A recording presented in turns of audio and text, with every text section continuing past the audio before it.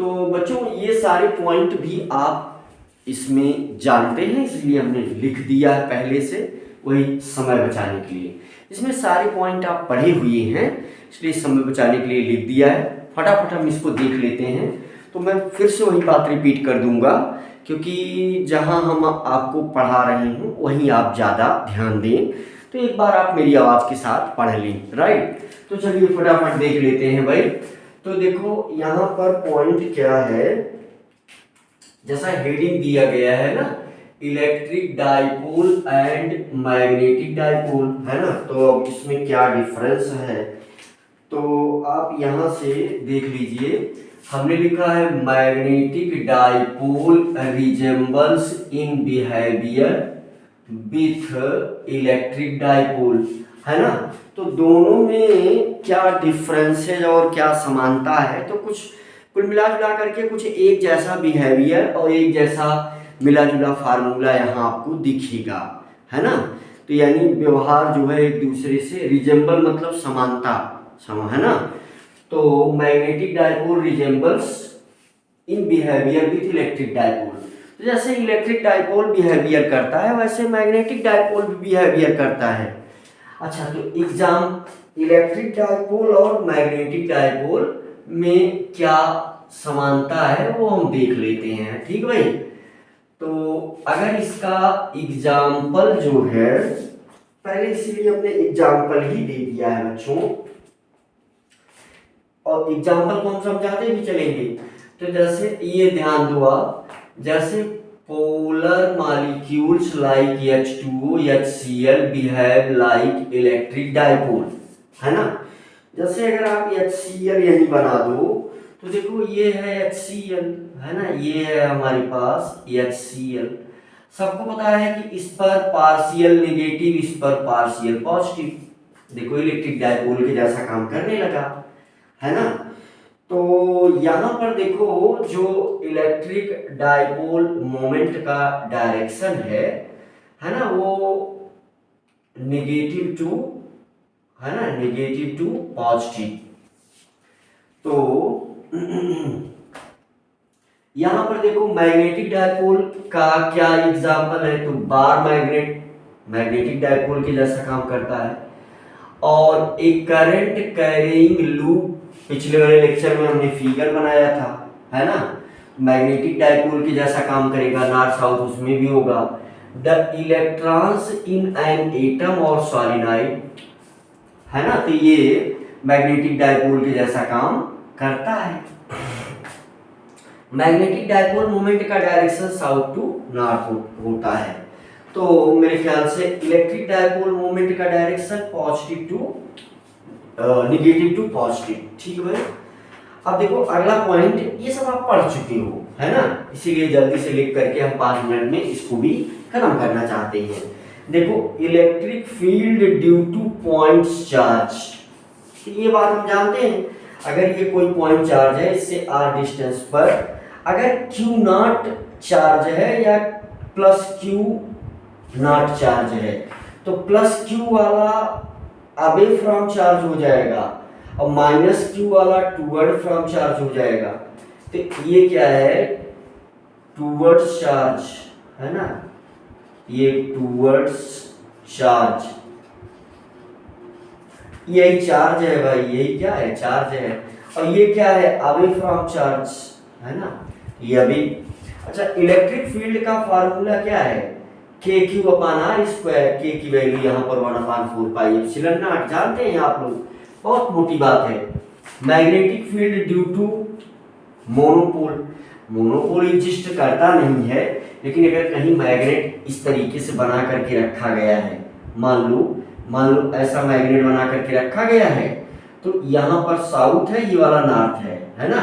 अच्छा, पोल के स्ट्रेंथ को हम किससे रिप्रेजेंट करते हैं, स्मॉल लेटर m से। तो दो बात यहाँ पर मैं जोर दे करके बोल दे रहा हूँ, किसी मैग्नेट के पोल के स्ट्रेंथ को स्मॉल लेटर m से रिप्रेजेंट करते हैं और मैग्नेटिक डाइपोल मोमेंट को कैपिटल लेटर m से रिप्रेजेंट करते हैं। ये दोनों बातें याद रखना है। चलो, तो देखो इसकी वजह से जो फील्ड होगी, तो Km/r², यहाँ K की वैल्यू, ये वैल्यू भी आपने पढ़ा है। तो मैग्नेटिक फील्ड का फार्मूला नॉर्मल, देखो मैच कर रहा है दोनों। यहाँ आ जाओ, इलेक्ट्रिक डाइपोल मोमेंट का फार्मूला क्या है? P = 2qL, है ना। मैग्नेटिक डाइपोल मोमेंट का फार्मूला क्या है? यही कैपिटल लेटर यम है, ठीक भाई। तो देखो यहाँ P है इलेक्ट्रिक डाइपोल मोमेंट, यम है मैग्नेटिक डाइपोल मोमेंट, यहाँ Q × 2L है, यहाँ यम × 2L है। Q क्या है? चार्ज है ना, और यम क्या है? स्ट्रेंथ ऑफ पोल है। मेरे ख्याल से बहुत सिंपल सा है, सब पढ़ चुके हो।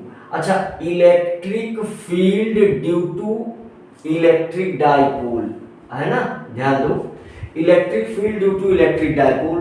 देखो ये क्या है हमारे पास? एक इलेक्ट्रिक डाइपोल है, ध्यान दो, ये इलेक्ट्रिक डाइपोल है, ये इसका मिड पॉइंट है, ये एल है, ये एल है, समझ गए।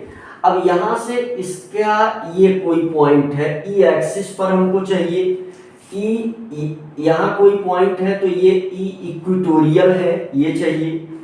यहां से थीटा एंगल पर कोई पॉइंट पी है तो हमें इलेक्ट्रिक फील्ड पी पर चाहिए। तो देखो ई एक्सिस का फार्मूला क्या है? 2kp/r³ एलॉन्ग पी, है ना। पी क्या है यहां बता दिया गया, इलेक्ट्रिक डाइपोल मोमेंट। अच्छा देखो ई इक्वेटोरियल क्या है? तो ये kp/r³ और ये कहाँ है? अपोजिट टू पी है।